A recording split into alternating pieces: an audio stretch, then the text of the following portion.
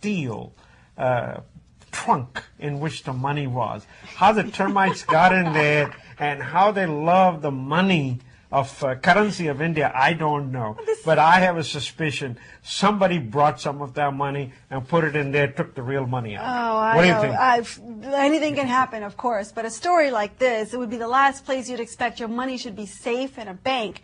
And it turns out it's not safe. And this isn't the first time. A similar incident happened in 2008 when termites in the Bihar state ate a trader's savings that were stored in his bank. Either the country is just not equipped with these banks that meet the standards of everywhere else in the world, or the Indian government really needs to create a safer way for this money to get stockpiled rather than these strong rooms that are full of termites. This is a very positive story out of New York Times from New York City. You know, 15 gurdwaras in the New York area got together, and this is not the first time. This is their 24th year. What they do in Madison Avenue between 22nd and 24th Street, they make sure they feed as many people as come in free food. It's called langar. You know, any gurdwara you go to at the end of the prayers, they serve you langar. It's the same langar whether you're rich or poor, whether you have money, you have no money, you're young, you're old, they give you free.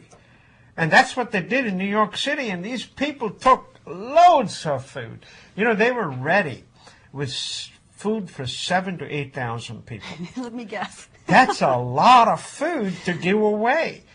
And most of that food, by the way, was cooked in these gurdwaras. Wow. 70 pounds of green peppers, 120 pounds of garlic. Oh, gotta love the garlic. 150 pounds of spinach, 288 sticks of butter, 400 pounds of onions, 675 pounds of broccoli, 900 pounds of flour, and untold amounts of mustard leaves and assorted. Based on that grocery list, it already makes you hungry. That's, but all of these, you know, the followers of Sikh religion, they make this food in those gurdwaras and then bring it over to Madison Avenue. That's a lot of work.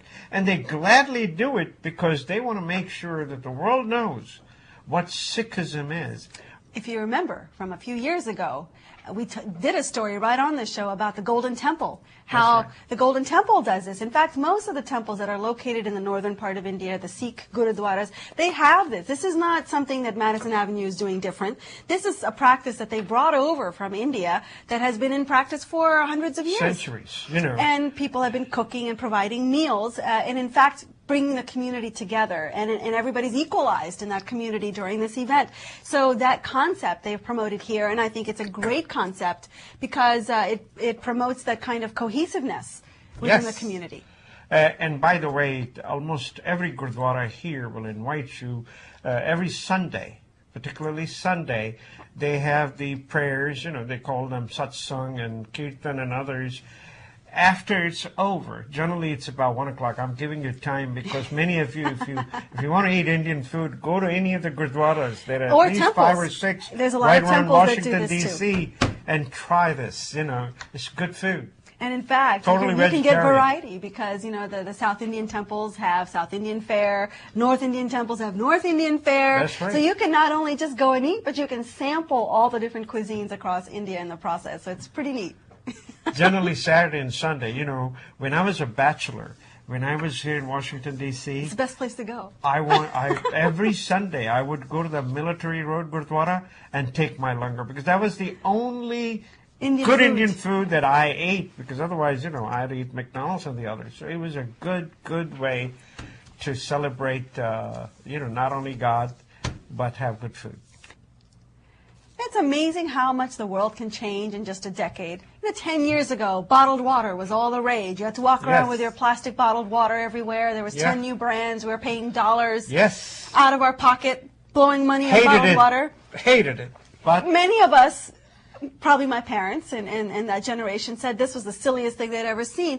Well, they were right, folks. Now, 10 years later, we have a huge backlash against bottled water. And leading the charge are these universities and campuses, some right here in the Washington, D.C. area. The University of Maryland at College Park, students have persuaded the undergraduate and graduate student governments to stop buying bottled water for their meetings and events.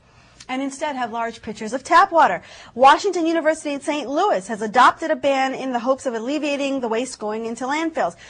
University of Mary Washington in Virginia forbade spending school funds on bottled water. Folks, this is a trend, and I'm really happy to see that the universities are really guiding the way here, because they're changing the mindset of these college-bound students who then will go out and make a big difference in the world. I've noticed, even in the meetings I've gone to at conferences and so forth, the bottled waters are gone. Now you've got back to the pitcher and back to the glass. Yes. And you know what? I think water tastes much better coming out of a glass with ice in it than it ever did out of a water bottle.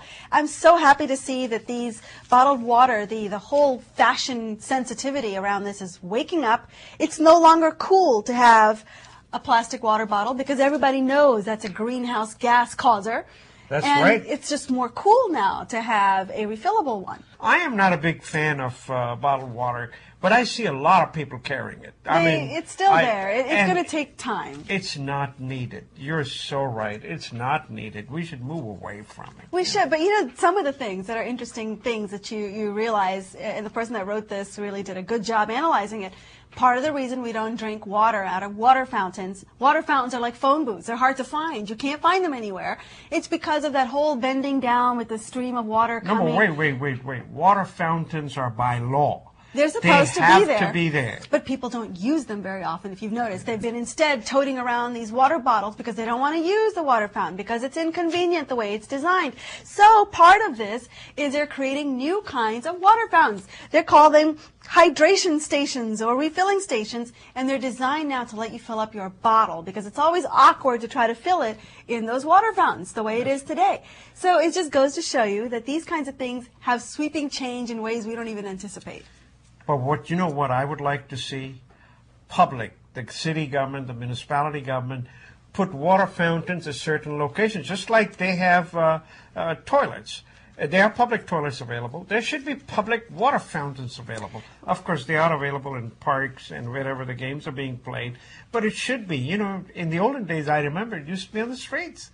And they should come back. They should come back. And this is not an insignificant economy around this. Americans purchased 8.45 billion gallons of bottled water in 2009. Just think about how many bottles must have ended up in the landfill because of that.